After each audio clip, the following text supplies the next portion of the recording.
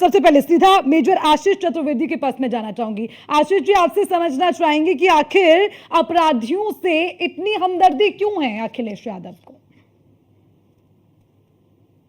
देखिए, हमदर्दी भारतीय जनता पार्टी की है, क्योंकि जितने सांसद जो हैं, सबसे ज्यादा जो सांसद जिस पार्टी के हैं, जिन पे गंभीर धाराओं में मुकदमे दर्ज हैं, वो भारतीय जनता पार्टी के हैं। और ये कोई तथ्य है, मेरा कोई आरोप नहीं है, कोई भी इसको गूगल करके देख सकता है। जहां तक रहा बात जाति ढूंढने का, तो जाति ढूंढने का काम योगी आदित्यनाथ करते हैं। छोटा सा उदाहरण देता हूं। सबने देखा कि गोमती नगर में बारिश के टाइम पे एक घटना घटी जिसमें 16 लड़के थे, लेकिन योगी आदित्यनाथ ने 2 लड़कों का नाम लिया, 14 लड़कों के नाम उन्होंने लिए ही नहीं। अब उन्होंने केवल एक यादव और एक मुसलमान लड़के का नाम लिया, जबकि 16 लड़के थे। या तो उनको किसी का नाम नहीं लेना चाहिए था, या सबका नाम लेना चाहिए था। तो इससे पता चलता है कि ठाकुरवाद कौन फैला रहा है। अभी मैं आपको कुछ नाम बताना चाहूंगा। धनंजय सिंह, बृजभूषण शरण सिंह, ब्रिजेश सिंह, सिपाही सिंह, बादशाह सिंह, ये सब कौन हैं? इनके खिलाफ मुकदमे भी नहीं दर्ज हो रहे हैं। इनमें से धनंजय सिंह वो हैं जिनके खिलाफ पुलिस वारंट लेके घूम रही थी और वो क्रिकेट खेल रहे थे। तो ये कहाँ, कौन सा ठाकुरवाद नहीं चल रहा है? आज ये देख लीजिए, जितने मैंने नाम बताए, किसी के खिलाफ कोई कार्रवाई नहीं हो रही। वहीं अगर आप देख लीजिए, बनारस में जिस बीएचयू की लड़की के साथ 3 भारतीय जनता पार्टी के लड़कों ने बलात्कार किया, उसका वीडियो वायरल किया, क्या योगी जी का बुलडोजर उधर गया? उनको तो बेल तक मिल गई, पुलिस ने इतना केस कमजोर कर दिया। तो जातिवाद कौन कर रहा है? सिलेक्टिव टारगेटिंग कौन कर रहा है? हम थोड़ी कर रहे हैं। हम तो यही कह रहे हैं कि आप केवल 2 समुदायों को टारगेट कर रहे हैं। और देख लीजिए कितने भी एनकाउंटर हुए, अगर किसी घटना में एक ठाकुर लड़का भी था, एक ब्राह्मण था और एक किसी और कास्ट का था, तो ठाकुर लड़के ने तो सरेंडर कर दिया, बाकी दोनों जो थे वो भाग रहे थे, उनको गोली मार दी गई। तो ऐसा इत्तेफाक कैसे हो रहा है कि एक ही अपराध में, जिसमें 5-6 लोग हैं, केवल ठाकुर जो है वो सरेंडर कर जाता है या पकड़ लिया जाता है, बाकियों को गोली मार दी जाती है। रोहित सक्सेना जी, ऐसे कैसे हो जाता है कि जो भागने वाला है वो या तो यादव हो जाता है या ब्राह्मण हो जाता है, और जो सरेंडर कर जाता है वो ठाकुर रह जाता है? पुलिस को देना है जी। रोहित जी, रोहित जी,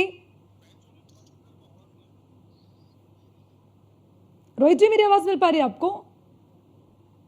चलिए वापस आपके पास आने की कोशिश करेंगे, तब तक मुन्ना खान का रुख कर लेते हैं। मुन्ना खान, आपसे समझना चाहेंगे इस वक्त। जी, मुझे आ रही है अर्चना, आ रही है आवाज। जी रोहित जी, मेरा सवाल ये था कि विपक्ष ये कहता है कि जिसका एनकाउंटर होता है वो कहीं ना कहीं या तो यादव निकल जाता है या ब्राह्मण निकल जाता है, और जिसके पांव में गोली लग जाती है वो राजपूत निकल जाता है, ठाकुर निकल जाता है। ऐसे कैसे संभव है?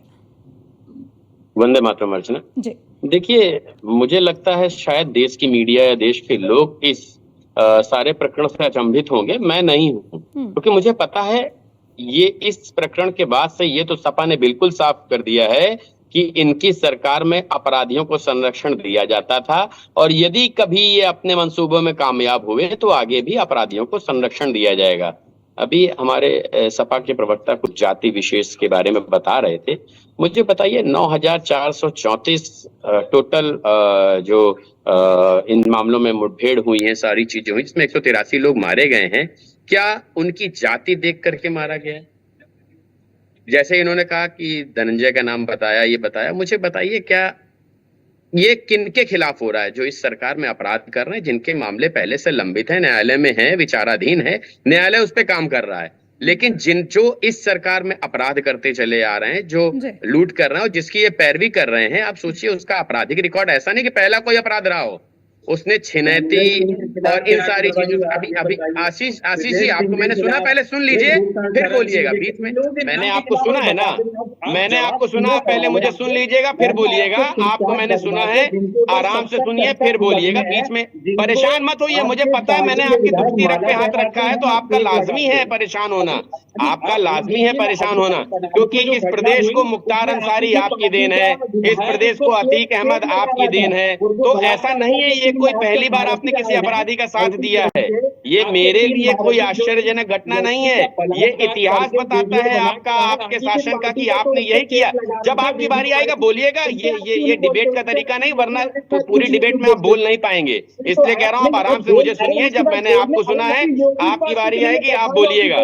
जब आपको बोलने को कहा जाएगा आप बोलिएगा, उसके बाद आशीष मैं आपको जवाब चतुर्वेदी जी, दूंगा। अब बीच आप में सुन डिस्टर्ब मत लीजिए करिए, ना, मैंने आपने आपको भी नहीं तो किया इतने है। सारे आरोप मैंने लगाए, आपको तमाम नाम फिर गिने हैं, ऐसे उन्होंने डिबेट नहीं शांति होती से है कि सुना। आप बोल करके चले जाएं, मेरी बारी में भी बोले। नहीं, अभी आशीष सुनने जी, का भी मादा रखिए आशीष भाई। जी, आप लोगों के साथ एक मिनट, समस्या ये रोहित है, जी, जब रुकिए। भी आपकी दुख तिरक पर हाथ रख दो तो आपको व्याकुल हो जाते हो। अरे आशीष जी, भाई ये क्या मुझे तरीका है? बताइए, आशीष जी, क्यों अपराधियों का साथ देते हैं आप? चर्चा अपराधियों शुरू को होते ही, संरक्षण क्यों चर्चा देते हैं? शुरू होते ही ये अपराधियों किस को तरह, ये एकजुट किस तरह का सरकार तरीका है? बनाने के लिए एक क्यों मिनट, इस्तेमाल रोहित जी करते रुकिए, हैं? रोहित रुक जी जाइए, रुकिए, रुक जाइए, एक आपका मिनट, नंबर आएगा, रोहित जी आराम रुकिए, से मैं आऊंगी आपके बोलिएगा। अभी पास। मेरा आशीष नंबर है, जी, बोल लेने दीजिए।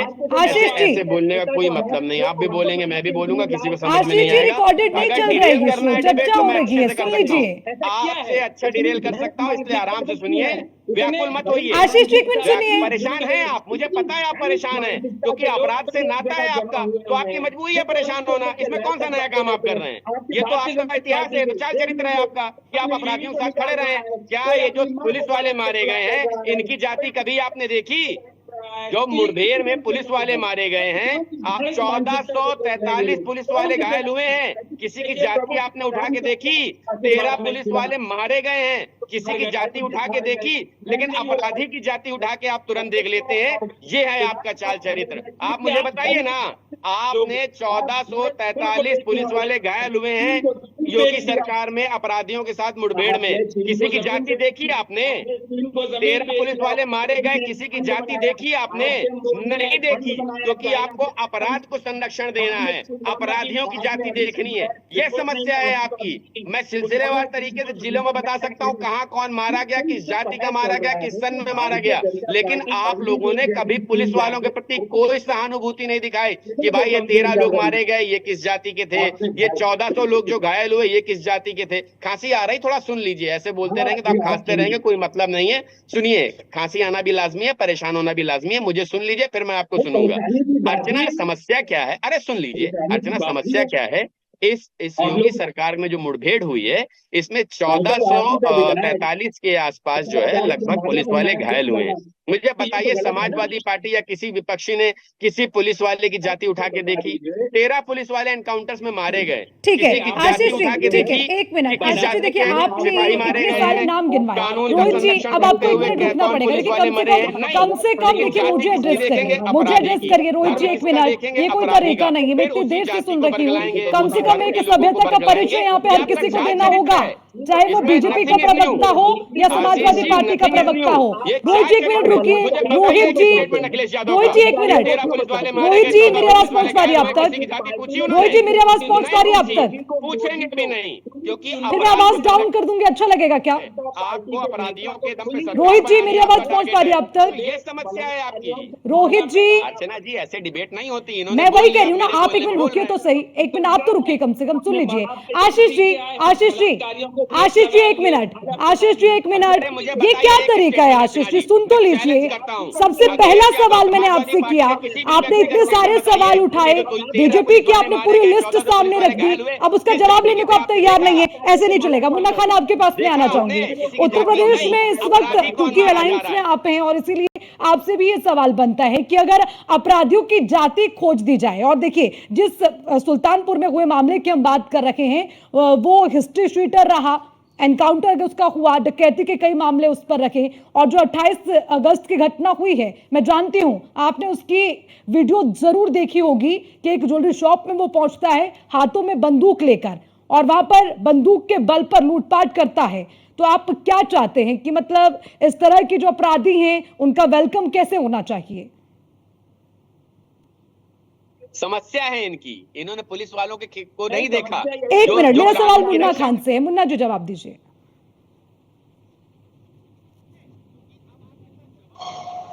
सवाल हमसे? मुन्ना खान जी से सवाल था मेरा। जी जी, मुन्ना खान जी, मेरा सवाल आपसे ये देखिए, था। जी बोलिए। मैं सुन नहीं पाया मैडम, मैं चाहूंगा विनती बिल्कुल हमारी मुन्ना कि खान जी, दोबारा मेरा सवाल ये है कि अपराधी अगर अपराध करता है तो क्या पहले हम ये देखें कि उसका जो उसका कास्ट सर्टिफिकेट है उसको लाया जाए कि तुम्हारी जाति क्या है, पहले वो देख लेते हैं। क्योंकि जो 28 अगस्त को हुआ उसमें 4 ये जो अपराधी हैं दुकान में घुसते हैं आरोपी, उसके बाद घटना को अंजाम देते हैं, हाथों में इनके बंदूक हैं, बंदूक के बल पर लूटपाट करते हैं और वहां से रफू चक्कर हो जाते हैं। उसके बाद ये अगर घटनाक्रम हो जाता है तो उस पर सवाल ये उठते हैं फर्जी एनकाउंटर है और वो यादव था इसीलिए जाति देख के उसकी जान ले ली गई। तो जरा आप समझाइए, अगर कोई हिस्ट्री शीटर है, अगर कोई अपराधी है तो पहले उसकी जात पूछी जाए या फिर कानूनी कार्रवाई की जाए? पहली बात तो मैं बता दूं कि किसी भी अपराधी का कोई जात नहीं होता। बिल्कुल। अगर अपराधी का जात होता तो वो अपराध करता ही नहीं। क्योंकि जात की अगर बात करूं तो अपराधी मैं समझता हूं कोई जात नहीं होता, जहां तक मेरा मानना है। दूसरी बात मैं ये कहना चाह रहा हूं कि कहीं ना कहीं भारतीय जनता पार्टी के शासनकाल में जाति विशेष देख करके ही कार्रवाई की जाती है। भारतीय जनता पार्टी का चाल और चरित्र रहा है कि जाति देख करके ही उस पर वार किया जाता है। जब देश के प्रधानमंत्री खुद कहते हैं कि कपड़े से पहचानो, तो आप यथास्थिति समझ लीजिए। जब जिनका गुरु ही कह रहा हो तो चेले की क्या बात होगी। चेला तो खुलेआम कह रहा है बटोगे तो कटोगे, कई इस तरीके की बातें।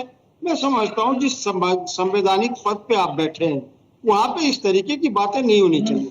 उत्तर प्रदेश में 25 करोड़ जनता है, उसके रक्षक आप हो। रक्षक बनिए, भक्षक मत बनिए। जिस तरीके से आज आए दिन इस तरीके के बयान देते हैं, इनके मंत्री भी कम नहीं, इनके मंत्री भी बयान देते हैं, तो मैं समझता हूँ ये आप अपराधी पे लगाम नहीं लगा रहे। अगर अपराधी की बात करूं, अगर जात की बात न करूं, तो जो जाति जो हमारे मुख्यमंत्री हैं योगी आदित्यनाथ मिश्र जी, उनकी जाति से 63 लोग हैं जो राजपूत जाति से संबंध रखते हैं और वो अपराधी है, वो क्रिमिनल है। मैं बाय ऑन रिकॉर्ड आपको कह रहा हूं, उस पे कार्रवाई क्यों नहीं होती, मैं ये पूछना चाहता हूं। क्या वहां पे राज्य के मुख्यमंत्री ने जातिवाद नहीं की? क्या वहां के मुख्यमंत्री ने जातिवाद नहीं देखी? और जातिवाद की वजह से बचे नहीं है वो लोग? आए दिन वो गुंडागर्दी करते रहते हैं। 63 नाम है, 63 नाम, जिस पे आज तक कार्रवाई नहीं हुई। और ये बात करते अपराधी के अपराध पे क्राइम करने की। अपराध बिल्कुल उत्तर प्रदेश में नहीं घटा है।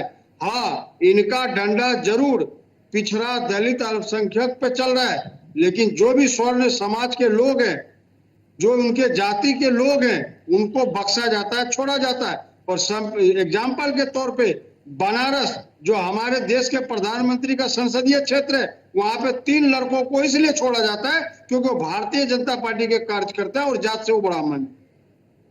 ठीक है। तो ये जातिवाद कौन फैला रहा है?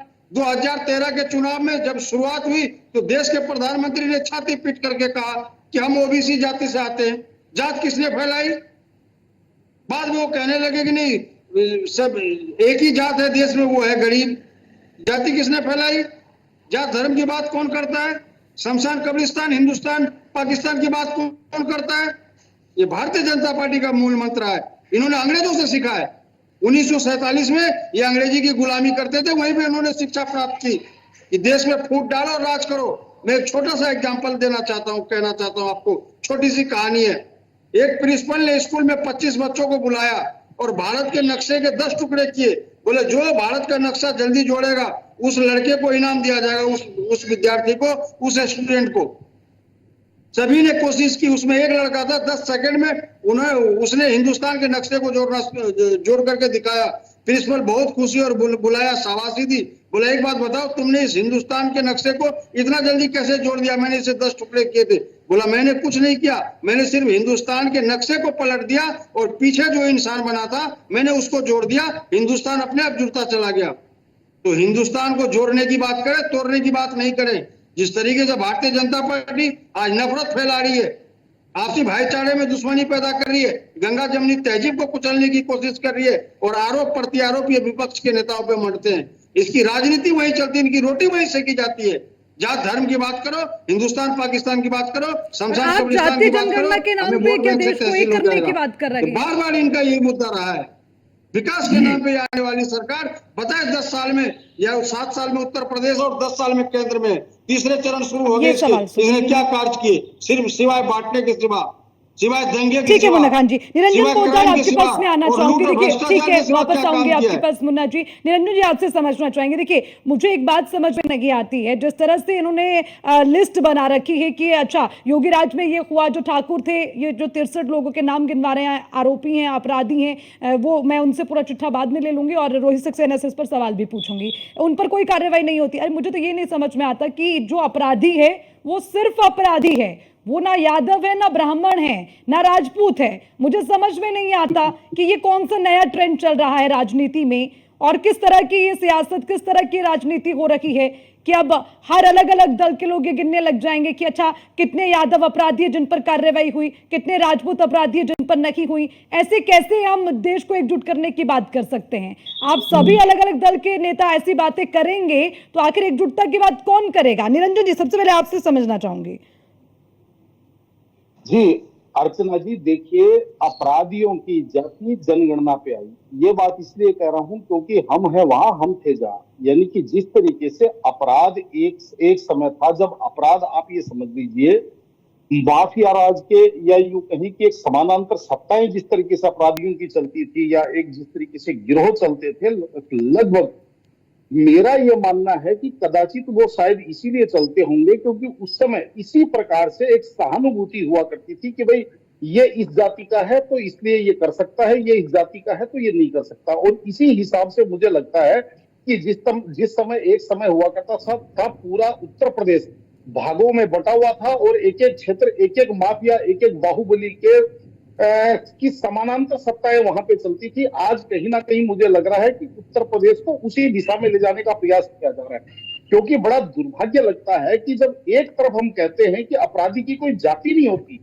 और ये चीज कब कहते हैं कि जब कोई व्यक्ति किसी को किसी दो लोगों को, 5 लोगों के किसी के प्राण हार लेता है, तब तो हम उसको इस तरीके से बच करके निकल जाते हैं, अपराधी की कोई जाति नहीं होती, उस समय जाति की कहीं कोई बात नहीं होती।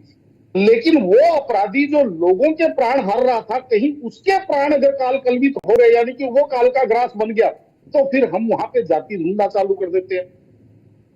अर्चना जी, आपको ये चीज भी समझनी पड़ेगी, ये चीज बताई जाती है कि 63 या 62 या 65 एक जाति के अपराधी किस्म के लोग हैं जिनके ऊपर कार्रवाई नहीं हुई, लेकिन आपको मैं 92 लोगों की लिस्ट दे सकता हूं उसी जाति की, जिस जाति के 63 लोगों की बता रहे हैं ना, उसी जाति के 92 लोगों की लिस्ट दे सकता हूं जिनके साथ एनकाउंटर भी हुआ है, एनकाउंटर में घायल भी हुए हैं और उनके अंदर कुछ लोगों की मृत्यु भी हुई है। यानी कि मेरे ख्याल 13 या 14 लोग उसके अंदर भगवान को प्यारे भी हुए। तो आप केवल एक दृष्टिकोण रखेंगे, दूसरा दृष्टिकोण, जबकि मैं तो इसके अंदर एक बात और कह रहा हूं अर्चना जी, क्या अब ये देश की या ये प्रदेश इस हिसाब से चलेगा? क्योंकि उसके बाद में तो जिस तरीके से जिला प्रशासन है, हर एक जिले का एक कप्तान है, हर एक जिले का एक डीएम है, एक प्रशासन है, तो उनकी भी अपनी अपनी जातियां हैं। वो कहेगा मैं अपने जिले में अपने जातियों को संरक्षण दूंगा, दूसरे क्षेत्र का जो कप्तान है वो प्रशासन कहेगा